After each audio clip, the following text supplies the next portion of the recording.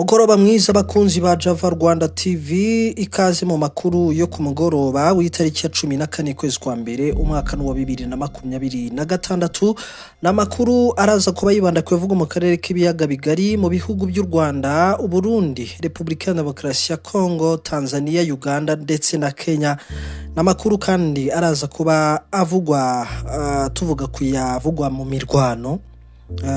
Imirwano yakomeje, turavuga ku itangazo AFC 23 yamaze kuba ishyira hanze ivuga ku birebana n'igitero cya drones cy'ingabo za leta FARDC ndetse n'igitero cyagabwe ku cyabu cya Karundu ni muri Sud Kivu, ni mu nkengero z'umujyi wa Uvira. Turabikomozaho ni mu gihe kandi turavuga kubirebana n'ibyo Patrick Muya yatangaje. Turavuga ku gihugu cy'u Burundi ibiri kuhavugwa kubirebana n'ubundi n'umubano hagati y'ibihugu by'u Rwanda ndetse n'u Burundi.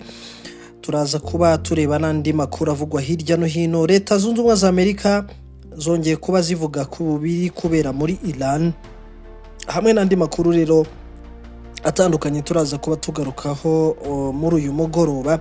Ikaze, reba aho handitse subscribe, hanyuma ukandeho, ushyireho like, ushyireho share, gusangize inshuti n'abavandimwe aya makuru babashe kuba bayakurikira.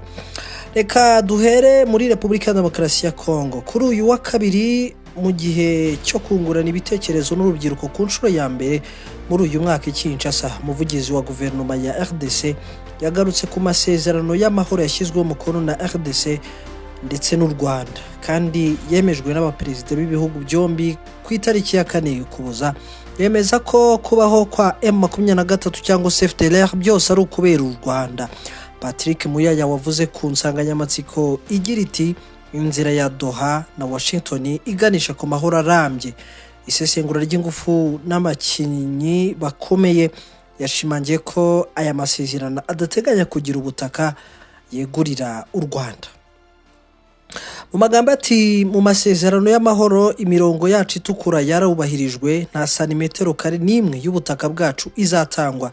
Ni mu gihe nyamara abanyapolitiki bo muri Kongo bakomeje gushinjwa kuba ari bo bashinga bakanatera inkunga imitwe y'inyeshyamba ikorera mu burasirazuba bw'igihugu, ndetse umutwe bahirutse gushinjwa gutera inkunga n'uwa Mabondo, noneho wo ukorera mu nkengero za Kinshasa. Ku bijyanye n'ibiganiro bya Doha, Minisitiri Muyaya yerekanye ko hasinywe itangazo ry'amahame kandi ko hagaragaye ibibazo 8 birimo icyo guhagarika imirwano no guhana imfungwa bikaba biri mu ntambwe za mbere zishyizwe imbere. Mu magambo ati, izi nyandiko ziri ku karubanda, nta masezerano yashyizweho umukono mu rwego rwa Doha cyangwa se Washington y'ibanga. Iki kiganiro cyaje kuba cyitabirwa na Minisitiri w'Intebe wungirije ushinzwe igego y'imari Daniel Mukoko Samba, umunyamabanga mukuru wa Ebotel Fred Bauma, n'umuyobozi mukuru wa Grolis Mart Service SARL Doni Mbuyi bari bahari kugira ngo baganire kuri iki kibazo n'urubyiruko. President Evariste Ndayishimiye yagaragaje ko atazi neza niba mu mwaka utaha wa 2027 azongera kwiyamamaza muri manda, ati koko kuko ngo binashoboka ko yaba yarapfuye. Ubwo twamaze kuba duhindura ingingo kandi twerekeje mu gihugu cy'u Burundi.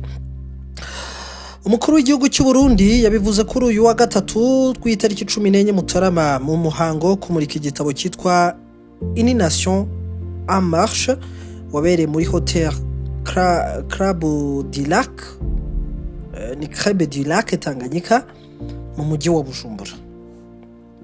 Ndayishimiye asubiza bibaza niba zongera kwiyamamaza muri manda ye ya kabiri. Yagize ati, hari abibaza niba nzongera kwiyamamaza muri 2027, ariko mwebwe ubwo muzi neza ko nzaba nkiriho, none ntabwo nzapfa. Ese mpise mpfa uyu munsi byagenda gute?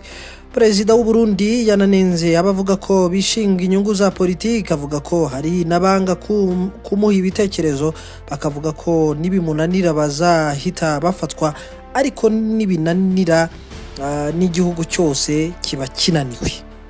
Ayo ni amagambo ye.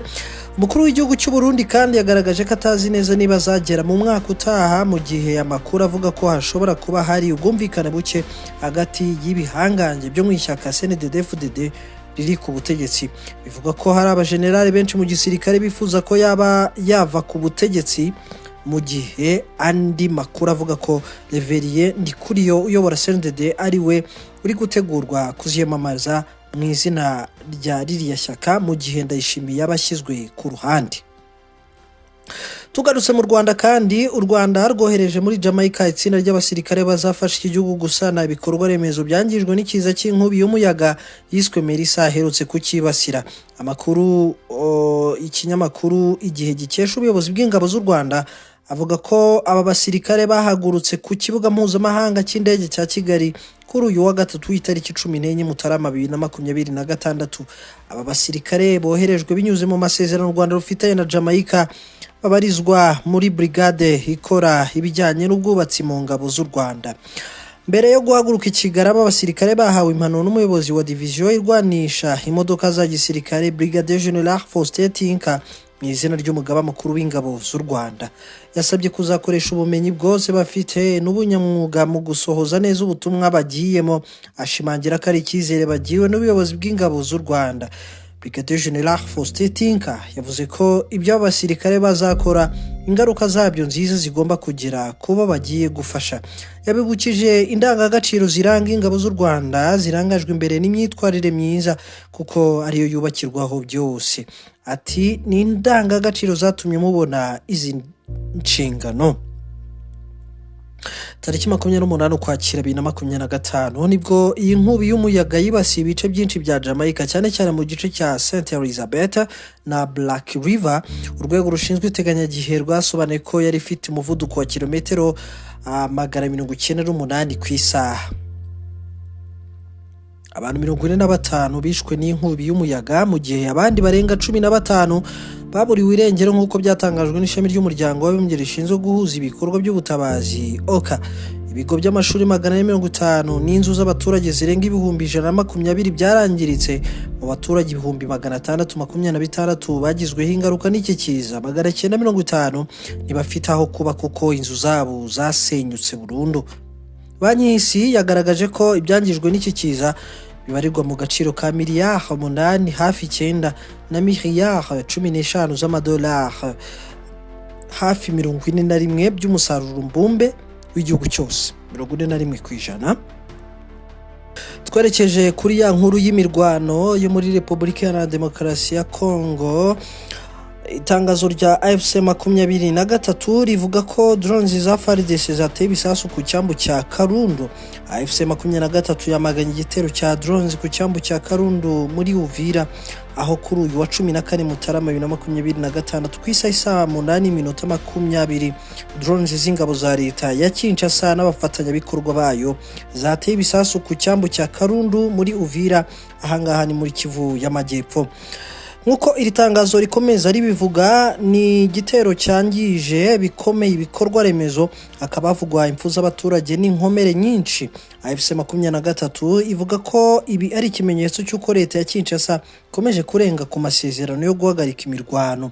By'umwihariko AFC 23 yibutsa ko ibi ari ikinyuranyo cy'amasezerano ya Doha, amasezerano y'amahoro yashyizweho mu rwego rwo guhosha amakimbirane mu burasirazuba bwa RDC. Twerekeje nanone mu gihugu cy'u Burundi. Amakuru aturuka mu gisirikare cy'iki gihugu aremeza ko hari hagati y'itariki 29 Ukuboza 2025 itariki 4 Mutarama 2026 iki gihugu cyohereje bundi bushya abasirikare bacyo muri RDC. Amakuru avuga ko abo basirikare boherejwe gufasha ku rugamba ihuriro ry'ingabo za leta ya RDC zirwana na AFC 23 ndetse no gukaza umutekano mu duce dufatwa nk'utw'ingenzi turimo Bikobokobo ndetse na Point Zero, tutibagiwe Mirimba. utu tukaba tubarizwa muri teritwari ya Fizi ndetse n'ibice by'intara ya Tanganyika, by'umwihariko umujyi wa Karemi usanzwe ari umurwa mukuru wayo. SOS Media Burundi ivuga ko igikorwa cyo kongera kohereza ingabo z'u Burundi muri Kongo Kinshasa cyabereye ku birindiro by'ingabo z'u Burundi zirwanira mu mazi biherereye mu yahoze ari intara ya Rumonge ku nkombe z'ikiyaga cya Tanganyika. Iki gitangazamakuru kivuga ko amakuru gikesha inzego za gisirikare na polisi avuga ko imodoka za gisirikare zibarirwa mu 10 n'izindi zitwara ibikoresho bya gisirikare zari zifite abasirikare b'abarundi zatangiye kugenda kuva ku munsi wo kuwa gatatu w'itariki 31 Ukuboza 2025. Izi ngendo kandi zakorwaga cyane nijoro no mu masaha y'urukerera kugira ngo zitamenyekana. Umwe mu basirikare b'u Burundi utifuje ko amazina yatangazwa yavuze ko iki gikorwa cyo kongera kohereza ingabo muri RDC cyabanjijwe n'icyiciro cyo gusubiza muri kiriya gihugu abasirikare ba FARDC n'abarwanyi ba Wazalendo bari barahungiye mu Burundi ubwo M23 yafataga umujyi wa Uvira. Mu cyumweru cyari cyabanje kandi amato y'ingabo z'u Burundi zirwanira mu mazi ngo yari yatwaye inshuro ebyiri abasirikare ba FARDC n'abarwanyi ba Wazalendo berekezwa mu mujyi wa Karemi. Uburundi bwafashe icyemezo cyo gusubiza ingabo zabwo muri RDC nyuma yo mu Ukuboza 2025 igice kinini cy'ingabo zabwo cyari cyakuwe muri RDC ubwo zatsindirwaga na AFC 23.